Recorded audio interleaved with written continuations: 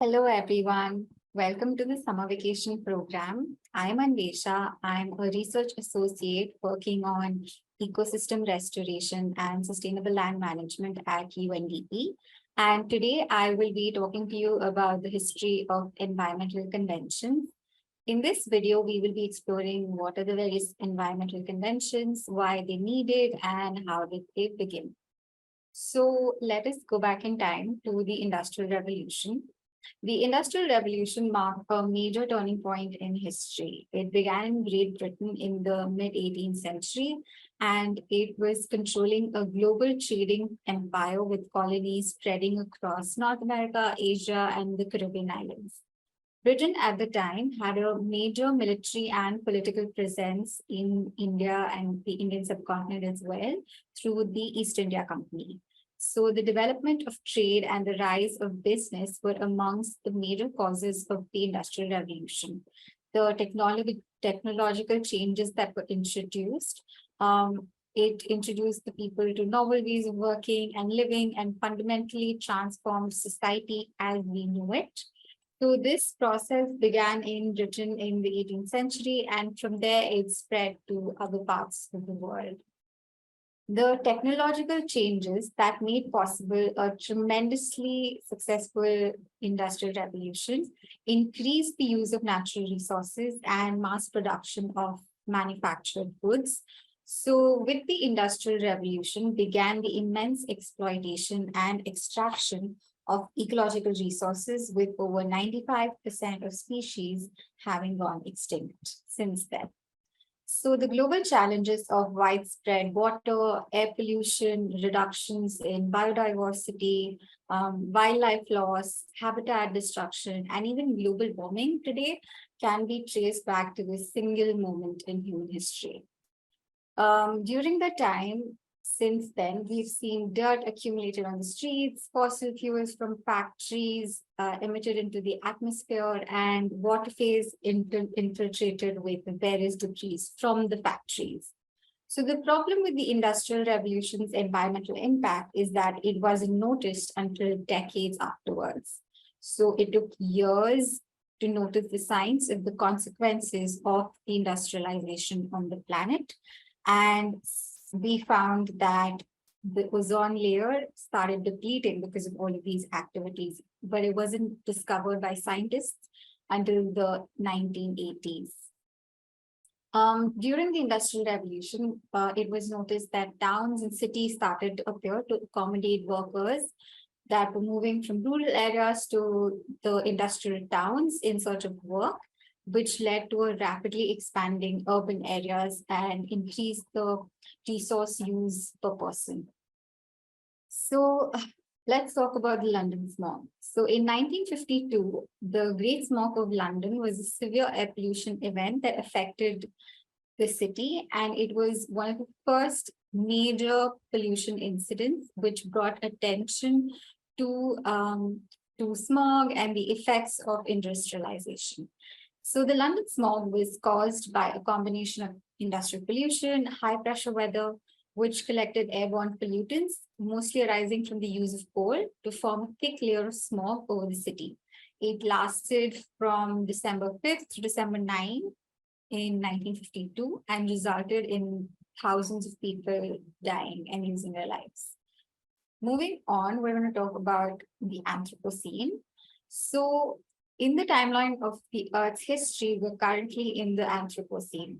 This is a time where we're living in a moment in history where humans have become the single most influential species on the planet, causing significant global warming and other changes to land, to environment, to the water, to biodiversity, and to the atmosphere. So the word Anthropocene is made up of two words, anthro meaning human, scene meaning new. It's Greek in origin. So the Earth is 4.5 billion years old, and humans have been around for a mere 200,000 years. And yet in that time, we have fundamentally altered the physical, chemical, and biological systems of the planet on which we and many other organisms depend on. So some scientists have suggested that the Anthropocene began at the start of the Industrial Revolution, which created the world's fossil fuel economy. Plastic would also be a key marker of this time period. Earth is now awash with plastics. Millions of tons are produced every year. There's microplastics that can be traced back into our food systems. So plastic, as we know, doesn't biodegrade. It just ends up littering soil and the ocean beds, which is a problem. So all of this led to the United Nations Conference on the Human Environment in Stockholm in 1972. It was the first of its kind, the first world conference on environmental issues. It was held from 5th to 16th June in 1972 and resulted in the Stockholm Declaration and Action Plan for the Human Environment. So what this declaration did was it placed global environmental concerns at the forefront and marked the start of a dialogue between developing and developed countries on the link between economic growth, development, as well as environmental concerns. One of the major results of this conference was the creation of the United Nations Environment Program. And 20 years after that conference was the Earth Summit. So the Earth Summit was also officially known as the United Nations Conference on Environment and Development, was held in Rio de Janeiro in Brazil from the 3rd to 14th of June in 1992. The aim of the conference was to develop a new blueprint for international action on the environment, and it concluded with the concept of sustainable development being an attainable goal for everybody. So this conference recognized that integrating and balancing economic, environmental, and social goals in meeting our needs is vital for sustaining human life on the planet, and that this approach was possible. The conference introduced new perceptions of the way that we produce, we consume, the way we live and work, and the way that we make decisions. The concept was revolutionary for the time, and it sparked a lively debate within governments, between governments around the world on how to ensure sustainable development. In response to these interlinked and very critical challenges, the governments founded the three sister Rio Conventions. Before we talk about what are the Rio Conventions, let us look at what is a UN Convention. So UN Convention is a binding agreement between different countries. Under such conventions, countries adopt key goals at the annual Conference of Parties, which are also known as COP, and report periodically on progress on implementing these goals. Each Rio Convention has a supporting secretariat, and a key task of these secretariats is to organize annual COPs, which are attended by national delegations and observer organizations, the private sector, civil society, NGOs, and general people of the public. The key tasks of a UN convention also include helping governments report data and to organize technical workshops. Now, coming on to what are these Rio Conventions. So the Rio Convention relate to the three conventions which were agreed at the Earth Summit in Rio in 1992.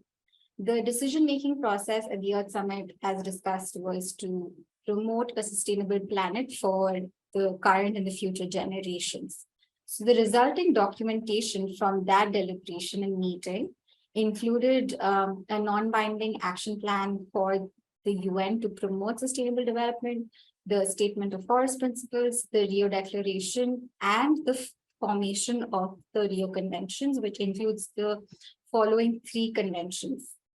So UNFCCC, which is the United Nations Framework Convention on Climate Change, the Convention on Biological Diversity, and the United Nations Convention to Combat Desertification. The three Rio Conventions are a response to the triple and interconnected threats of climate change, land degradation, also known as desertification, and biodiversity loss. And the Rio Conventions, they work closely together. There is convergence in their mandate, in their actions, in their functioning. And with the overlap in their work becoming ever stronger as the challenges related, they become more cross-cutting, and the solutions needed to address these challenges become more cross-cutting.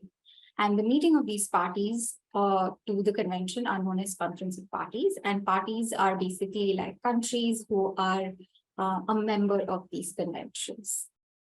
Okay, so moving on to our first convention, which is the Convention on Biological Diversity, which entered into force on the 29th of December, 1993. It has three main objectives, which is the first one is the conservation of biodiversity. The second is the sustainable use of the components of biodiversity. And the third is the fair and equitable sharing of the benefits that arise out of using the genetic resources. India is one of 196 countries that are party to the CBD. So the principal instrument for implementing the convention at the national level is called the NBSAP, which is an acronym for the National Biodiversity Strategy and Action Plan. So the convention requires that all of the countries that are a party to the CBD, they prepare this national biodiversity strategy, and that this strategy is included in planning for activities in all sectors where diversity of biological resources may be impacted. So recently in December of 2022, the Kunming-Montreal Global Biodiversity Framework, also known as the Post-2020 Global Biodiversity Framework, was adopted. And this framework contains 23 targets that focus on reversing biodiversity loss, safeguarding biodiversity conservation, and addressing the link between climate change and biodiversity. In 2002, the government of India enacted the Biological Diversity Act in order to achieve the obligations that are prescribed under the CBD. Moving on to the next convention, which is the UNFCCC, also known as the United Nations Framework Convention on Climate Change. So the UNFCCC Secretariat is the UN entity which is tasked with supporting the global response to the threat of climate change and controlling global emissions. So this convention has almost 199 parties, which includes India, and is the parent treaty of the 2015 Paris Agreement. I'm sure all of you have heard of the Paris Agreement. If you haven't, the main aim of the Paris Agreement is to keep the global average temperature rise in this century as close as possible to 1.5 degrees Celsius above pre-industrial levels. The ultimate objective of UNFCCC is to stabilize greenhouse gas concentrations in the atmosphere at a level that will prevent dangerous human interference with the climate system, and to do so in a time frame which allows ecosystems to adapt naturally and enables sustainable development. India recently updated its commitment to the Paris Agreement, which was announced by the Honorable Prime Minister at the Glasgow COP 2 years ago. And it was known as the Panchamrit because there are 5 main key climate goals that are to be achieved. So the Paris Agreement was opened for signature on 22nd of April 2016, which is also Earth Day, at a ceremony in New York. And under this agreement, each country must determine, plan, and regularly report on its nationally determined contributions. We are going to now look at UNCCD, which is the United Nations Convention to Combat Desertification. And this convention, the mandate of this convention is to protect and restore land and to ensure a safer, more just, and a more sustainable future. So this is the only legally binding framework that has been set up to address desertification, land degradation, and the effects of drought. There are 197 parties to this convention, which includes India. Currently, the UNCCD's goal is to achieve land degradation neutrality, which aims to halt, reverse land degradation. And it follows this concept of response hierarchy of avoid, reduce, and reverse, which is applied to avoid and reduce and reverse past land degradation. India's current target of LEN is to restore 26 million hectares of degraded land by 2030. Now we look at the Sustainable Development Goals. I am sure you must have heard of it or seen these logos and these images if you've not. So the SDGs, or the Sustainable Development Goals, which are also known as the Global Goals, are a collection of 17 interlinked objectives designed to serve as a shared blueprint for peace, for prosperity, for the planet and its people. And they were adopted by the United Nations in 2015 as a universal call to action to end poverty, protect the planet, and to ensure that by 2030, all people enjoy peace and prosperity. The SDGs are monitored by the UN High-Level Forum on Sustainable Development. It is an annual forum held under the UN Economic and Social Council. And these SDGs they succeeded the Millennium Development Goals, which were adopted in the year 2000 and were 8 international development goals with 21 targets agreed to be achieved by 2015. Okay, and thank you for your patience and for your attention. There are also other UN conventions known as the Bonn Convention, Minamata Convention that go beyond the Rio Conventions. And I hope this was informative and piqued your interest on the various UN environmental conventions. And all the best. Thank you.